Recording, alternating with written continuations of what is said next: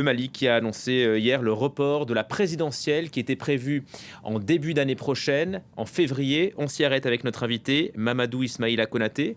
Rebonjour à vous. Merci d'être avec nous sur France 24. Vous avez été ministre malien de la Justice et des Droits humains entre 2016 et 2017. Vous êtes également avocat. Ce report de la présidentielle au Mali, est-ce que vous l'attendiez? Est-ce que vous le redoutiez? Oui, enfin, une demi-surprise parce que tout le monde voyait à l'allure où allaient les choses.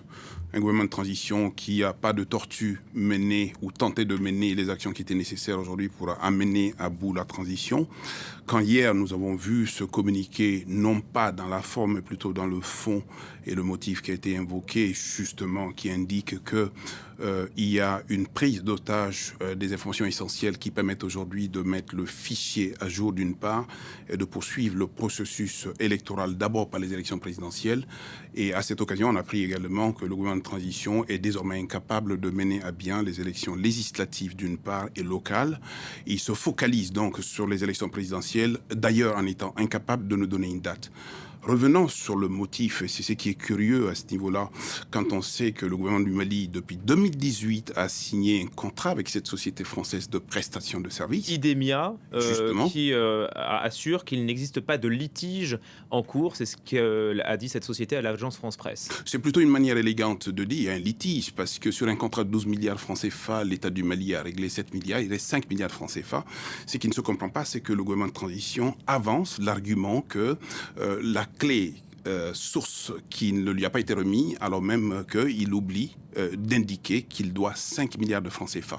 C'est le mot de passe, quoi. Idemia n'aurait pas donné le mot de passe aux autorités Bien sûr, il n'y a maliennes. pas de raison de donner le mot de passe si le motif pour lequel le mot de passe doit être donné n'est pas donné, parce qu'aujourd'hui, on est en retard de paiement de 5 milliards. Au lieu de reconnaître cela et surtout de trouver les meilleures modalités aujourd'hui pour pouvoir sauver ce processus électoral, nous avons un gouvernement de transition qui profite de cette occasion justement pour envoyer s'inédier des élections législatives qui sont tout aussi importantes justement que le référendum qu'ils ont organisé sur la base du même fichier. Donc depuis 3 ans qu'ils sont en place, depuis 5 ans que ce contrat est signé, ce gouvernement aujourd'hui se réveille du jour au lendemain pour lui dire les élections ne sont plus possibles, nous n'avons pas reçu la clé de cette société française, c'est un peu gros. Accuser la France, en fait, c'est la garantie de pouvoir faire accepter la population ce report? Justement, il faut que cela cesse, parce qu'on a suffisamment accusé la France. On a mis à la porte du Mali un ambassadeur de France, on a mis à la porte du Mali Barkhane, on a mis à la porte du Mali MINUSMA, mais je crois que ça suffit maintenant. On doit être capable de nous prendre en main. Un gouvernement de transition est mis en place justement pour pouvoir assurer tout ce qui est nécessaire et utile pour aboutir à un ordre constitutionnel. Mais visiblement, on se rend compte que ce gouvernement de transition n'a ni la volonté, n'a ni l'envie, ne prend pas l'engagement non plus pour mener le Mali au terme d'une transition qui ne peut pas être à durée indéterminée. Pour vous, qu'est-ce qui bloque au fond? Parce que cet argument français pour vous n'est pas valable, Il n'est pas valable. Est-ce que c'est le manque d'argent pour organiser cette élection qui pourrait bien expliquer évidemment, ce report? Bien évidemment, on sait que les caisses sont vides, mais là aussi, il faut que le gouvernement en place puisse le reconnaître. Mais au-delà, je pense que je constate une véritable incapacité à prendre par le bon bout pour mener ce processus électoral qui signera donc le terme d'une transition qui n'aura que trop duré. Je pense que les Maliens ont été pris de court. Ils ont suffisamment trop bien applaudi ce régime de transition. Ils se rendent compte aujourd'hui que la cabale, la fuite en avant ne sont pas des formes de gouvernement et ça ne peut pas continuer. Un peuple a besoin de savoir la vérité. Un peuple ne peut pas se contenter de pis-aller comme on le voit. Et ces pis-aller, c'est véritablement le symbole d'un gouvernement incompétent qui n'est pas capable de mener à bout la mission qui est la sienne. Mais dans un contexte aussi difficile dans lequel se trouve le Mali, notamment la question sécuritaire, le nord du Mali se déchire à nouveau entre les anciens rebelles Touareg et Bamako. Il y a des combats qu'on relaie souvent ici à France 24. Comment est-ce que dans ces conditions, la junte aurait pu organiser des élections libres, transparentes, des élections donc démocratiques? Voyez-vous, cet argument aurait fait mouche. Parce que le peuple du Mali qui s'attend à cet argument l'aurait compris. L'aurait d'autant plus compris que c'est le même gouvernement de transition qui a mis à feu à sang le nord et le centre du Mali et a mis en difficulté donc le sud du Mali. Ce contexte de sécurité est d'autant plus important que personne de censé ne peut prendre l'engagement aujourd'hui d'installer un processus électoral. Mais ce n'est pas le peuple du Mali qui l'a décidé. Donc l'élection aurait été impossible. Elle est impossible aujourd'hui en l'état. Oui, mais l'élection, a priori, peut être impossible eu égard aux motifs que vous avez évoqués. Mais c'est quand même ce gouvernement de transition qui a pris l'engagement de proposer ce chronogramme aux yeux des Maliens, mais aux yeux de toute la communauté internationale. Sous pression de la CEDEAO. Sous pression de la CEDEAO, mais au-delà de la pression de la CEDEAO, le Premier ministre de transition a toujours été là pour rappeler aux gens qu'ils mettront tout en œuvre pour y arriver, à la limite s'il ne dit pas quoi qu'il arrive. Donc le véritable problème aujourd'hui, la question sécuritaire ne peut pas nous installer dans un contexte d'élection digne de ce nom. Pour autant, il y a quand même la parole donnée, l'engagement pris, que le peuple du Mali est en droit de savoir les raisons pour lesquelles ces engagements ne sont pas tenus, et ces raisons ne peuvent pas tenir justement au fait qu'ils n'ont pas eu un clé et que le peuple du Mali est pris en otage. Mais le sentiment là des Maliens, visiblement ils ne sont pas déçus, il n'y a pas eu de manifestation après ce report. Vous savez, ce peuple n'a pas besoin de manifester tout le temps. Ce peuple a manifesté quand il a fallu, ce peuple s'est mis en avant, ce peuple a applaudi. Ce peuple rentre dans une profonde rétrospection et il faut regarder ce qui se passe. Visiblement, ce peuple-là demandera des comptes. Rétrospection qui n'a jamais eu lieu, même après les régimes démocratiques.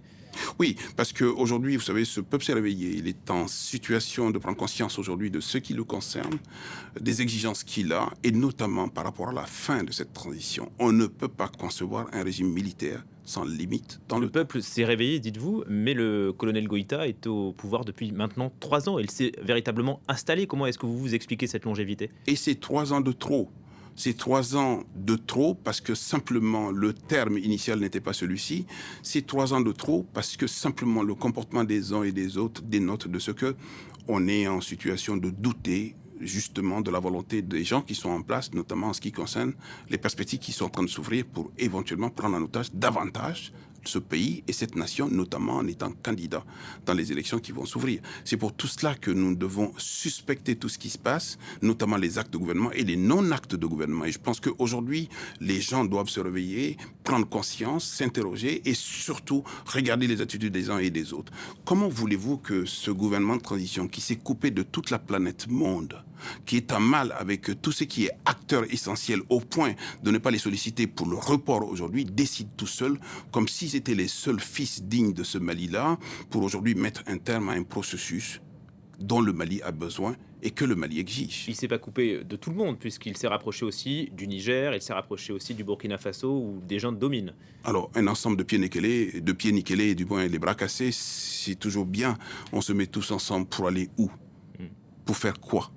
Ce peuple ou ces peuples-là ont besoin plutôt d'être en santé, d'être éduqués et de combattre le terrorisme. Comment vous expliquez le silence de la CEDEAO qui avait mis la junte sous pression pour que la transition puisse avoir lieu? Vous savez, cette belle institution est toujours lente à la détente. J'espère bien qu'elle va réagir et qu'elle va réagir très très tôt, ne serait-ce que déjà pour remettre les pendules à l'heure, pour rappeler à l'État du Mali, au gouvernement de transition et au régime militaire qui est en place, les engagements qu'ils ont pris vis-à-vis de cette institution. N'oublions pas simplement que le Mali s'est pris des sanctions lourdes qui ont mis notre pays en situation très très difficile.